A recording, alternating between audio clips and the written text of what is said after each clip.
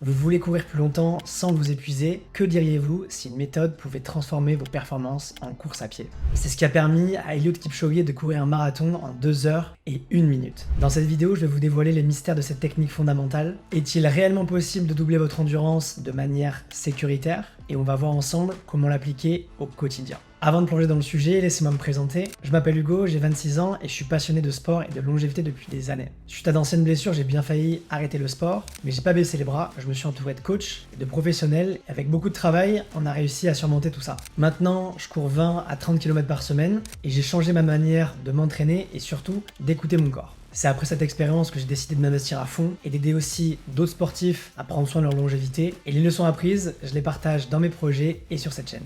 Maintenant que les présentations sont faites, plongeons dans le cœur du sujet. Accrochez-vous car ce que vous allez découvrir pourrait bien révolutionner votre manière d'appréhender l'endurance. Allons-y.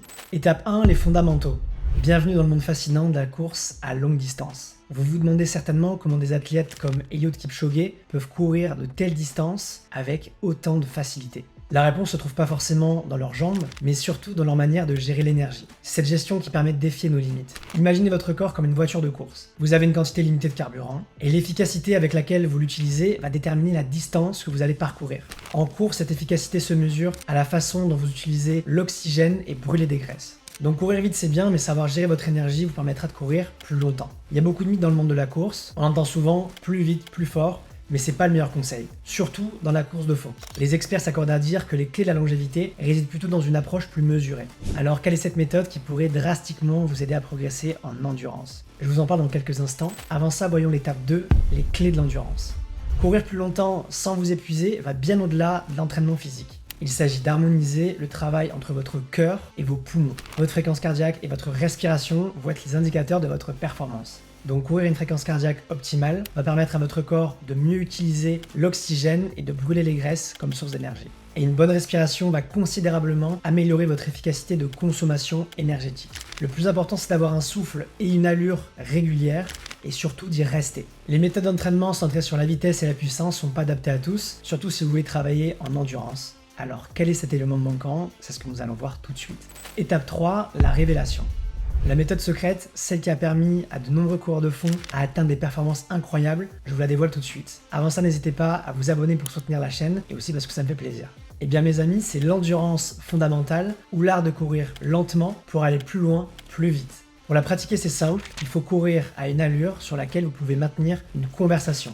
Ça semble trop haut pour être vrai, mais c'est cette méthode qui permet à votre corps de s'entraîner sans le surcharger, tout en optimisant l'efficacité avec laquelle vous allez utiliser votre oxygène et brûler les graisses. Vous allez apprendre à courir lentement, mais sur de très longues distances, tout en préservant vos articulations et surtout renforcer vos fondamentaux et votre structure physique. Pour intégrer l'endurance fondamentale dans votre quotidien, c'est simple. Commencez par des courses légères, regardez si vous pouvez maintenir une conversation et surveillez votre fréquence cardiaque. Si vous êtes un coureur débutant, commencez par des courses de 30 minutes à 6 à 7 km/h. Si vous êtes un coureur avancé, augmentez la cadence sans vous essouffler en courant sur de plus longues distances. Avec le temps, vous allez augmenter drastiquement votre endurance et surtout améliorer l'efficacité de dépenses énergétiques et réduire le risque de blessure.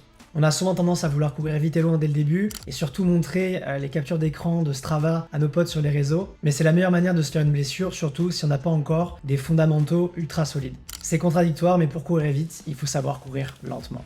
Perso, j'utilise actuellement cette méthode et ça m'a permis de réduire mes douleurs aux genoux et aux chevilles, mais aussi d'augmenter mon endurance et ma vitesse. En ce moment, j'essaie de faire 3 sorties de 5 km environ à allure lente et une sortie plus longue où j'augmente la cadence.